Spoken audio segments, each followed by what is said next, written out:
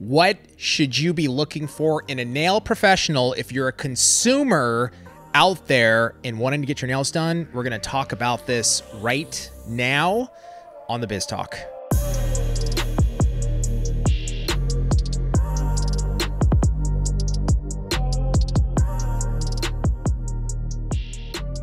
All right.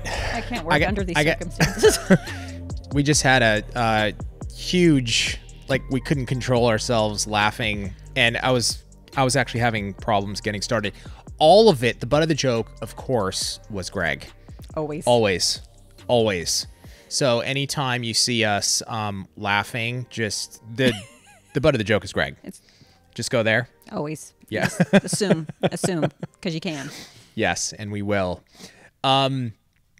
Okay, this is a DM that we received. I like all of our topics. I like this one. It's my favorite. It's my favorite topic. I was spitting. Jeez. Yeah, I was flying there. Calm down over there. Excited. COVID. Like, dude, we are 6 feet apart, by the way. We need to be further. Just in general. Let's do 80-foot social distancing. I'm going to go home. It'll work. Go home and we'll start shooting. Yeah. And then blah, blah, blah. I can't even talk. All right. This was a DM that we got. If you're a consumer, what should you be looking for in a nail professional?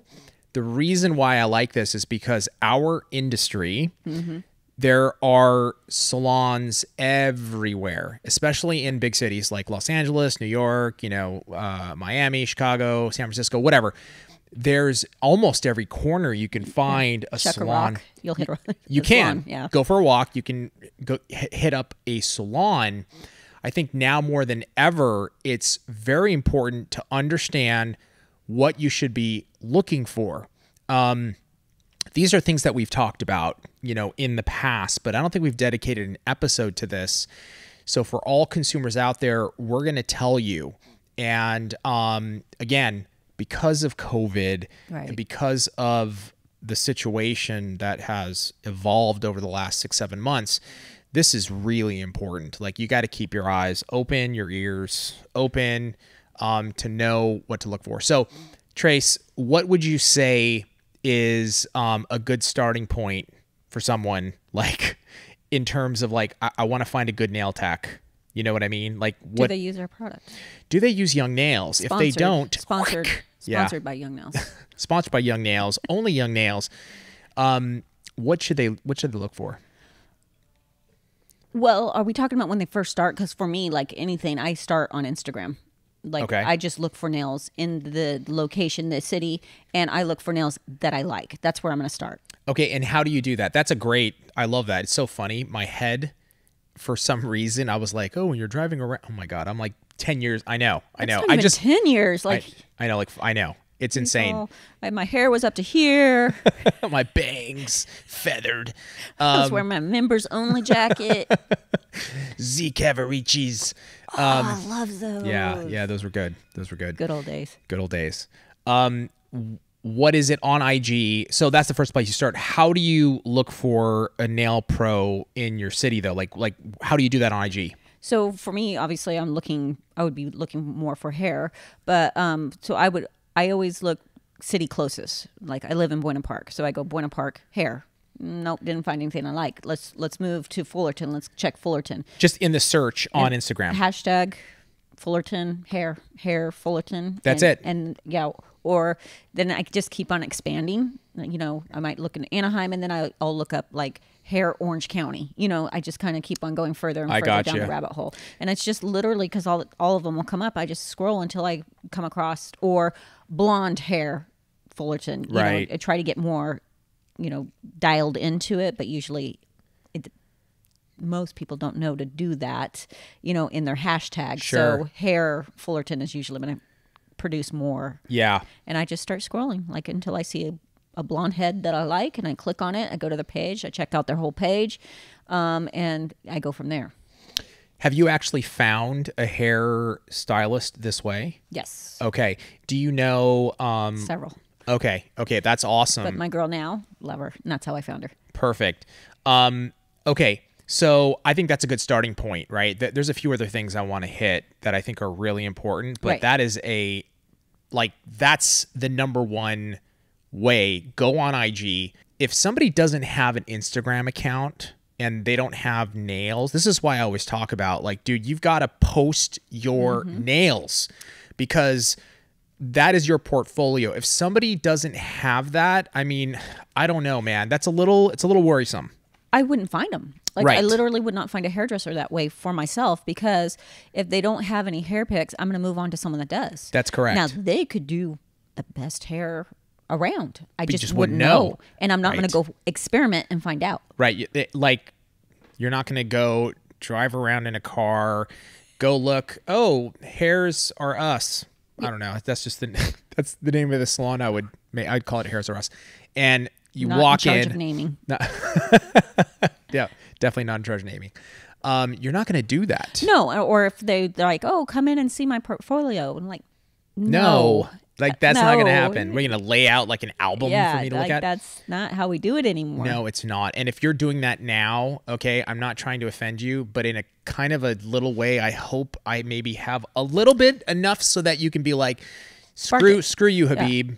I'm going to get on IG. I'm pissed off at you. And I want you to be on IG for this reason, because it is the first place. It's the most efficient way to search nails. And let me tell you too, like, because we get hit up a lot, hey, I really would like to be an influencer or an ambassador or something. Like, oh, cool. I check out their IG page. Now, they do nails, but I wouldn't know it.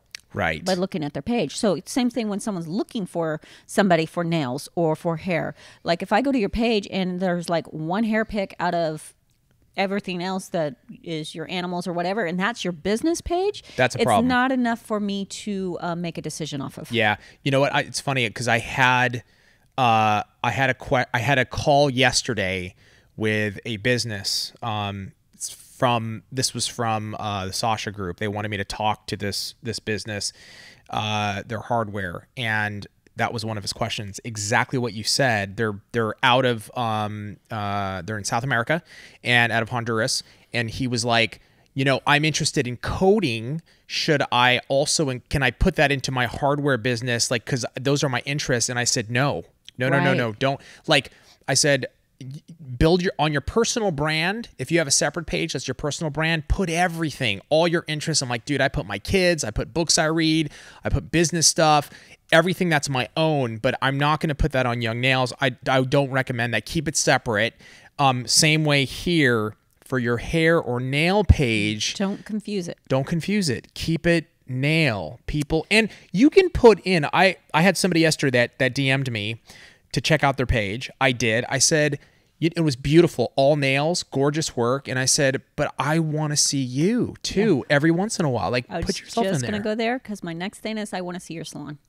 Exactly. I want to see your salon and I want to see you. I want to know who I'm going to. Dude, yes. And, people may think this is I don't know what you would call it, but I want to know the person I'm going to. Totally. If you look like you got kidnapped and put in your trunk, we've talked about this, and just rolled out of bed, that doesn't build me. Yeah, like you have confidence. great hair, great nails, but wow, you look like a hot mess. I don't know. You kind of you build a story behind that. If they don't look put together, you're like, are they going to be on time? Right, are right, they right. clean? Right. Are they, that's Sure. why I want to see the salon. It's not necessarily like, oh, it has to be the chicest salon and around and it has to be cool for me to go. I want to know if it's clean. Clean. Well, that was my next point, Trace, is it's a great transition. The starting point is you've got to be on IG, right? And for consumers, if you want to find a nail tech, that's how you start. But then you also probably want to go, and if they don't have pictures of their salon there, you're going to want to check it out, like, because you want to make sure it's clean. Yeah. If you walk into a salon and it's gnarl, like, I would recommend turn around and maybe walk out. I would. That's what I would do. This is that's why I recommend having pictures, that you can look at, is because that could be awkward when you show up to a salon and you have an appointment and you're like, I'm not comfortable here. Yeah. I'm not comfortable. I don't think it's sanitary. Right. you as a consumer should not feel bad about turning around and walking out. Right. You know, we're not talking, what do they call Karens now? Sorry, Karen. I always throw Becky's under the bus, but you know, it's not that. You're not being like ultra like, oh, you know, I'm hoity-toity. Right. It's about sanitation and your health and what you can get while you're, you know, doing nails. Things, you know, if it's not a sanitary situation, it might not be sanitary on your nails and you might end up with something. Yeah. Can we just talk about the fact you just said hoity-toity? Hoity-toity. I think that's something that if a nail professional says hoity-toity, don't go to them, okay? I'm going to recommend that. There's another one in there. You guys would go to me. Hoity-toity. Come on. Your onesies, twosies. I mean, you were always... Yeah, but don't judge my hoity-toity. I'm going to judge it. So cleanliness is huge. And even if you have an appointment and you walk in and they don't have pics of IG on their site and you walk in and it's gnarly, I would walk out. Yeah. Definitely. Yeah, just like if I went to a restaurant and it wasn't clean. That's exactly correct. Little awkward, but it should be awkward for them more than it is for you. Correct. I think that's huge. This is one part I do want to talk about in the end. Let's say you find a salon on IG. Let's say they have pictures of it. It's nice and clean. The nails you love. You walk in there and then maybe the price is a little higher than you expected. I think it's important to really educate our consumers on this. You cannot, okay? You cannot, and Tracy's going to go off in a second, so let me go off before she does. You can't walk into a salon where it's like they're on IG, they're posting normally, they have beautiful work, they're showing pictures of the salon, it's clean. You walk in and it's like, whoa, this is clean. The nail professional's booked. There's a slot that opens. You get in. I'm telling you, you should expect to pay more. There is a price attached to that. And if the nail pro is not charging what they should, shame on you. You need to start. But this is a thing I think a consumer, maybe the nail industry has had its fair share of, you know, salons that maybe in the past or even in the present, there are salons that exist that are not sanitary, not clean.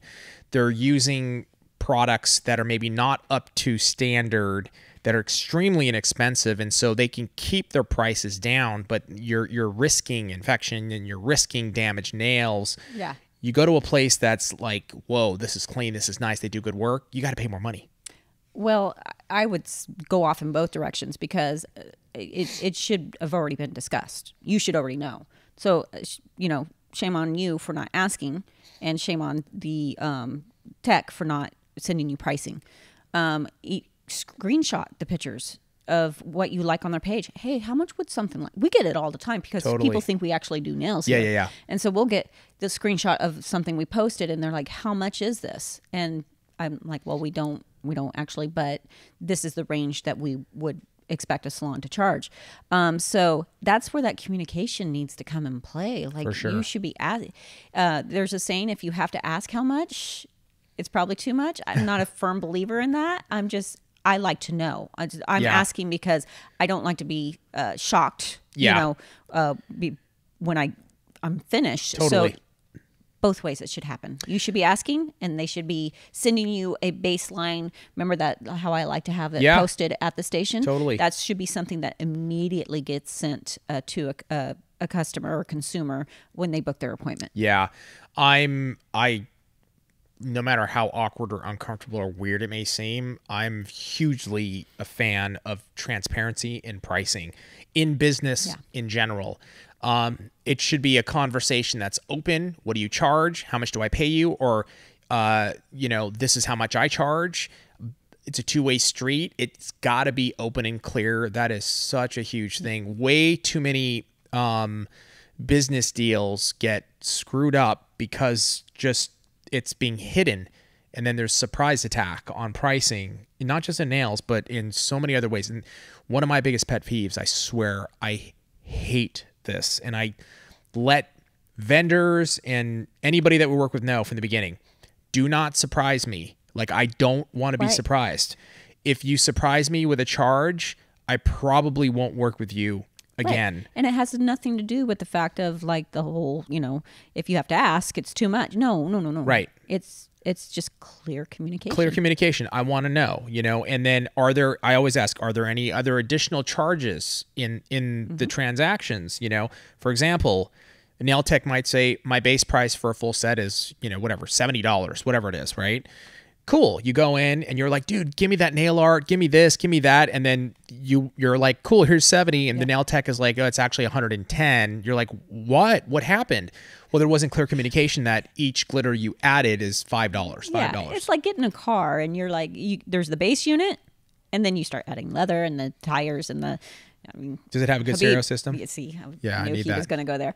And you don't roll out for the base price. No, you don't. But again, clear communication. Totally. So if you're a consumer and you're looking for a nail professional, those are the things. The place to start is IG. Do your research, look at the nails, see that you like them. Hopefully there's pictures of their salon on there.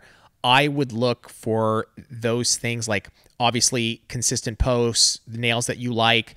And then after that, maybe a trip to the salon. Cleanliness is a huge thing, especially now. You got to make sure it's clean, and then have the conversation and start talking about pricing. If they're like kind of beating around the bush and not getting to it, that's a red flag. That's a problem. Right. You know what I mean? Like, oh, well, I usually do them for this, and sometimes I'll throw in. No.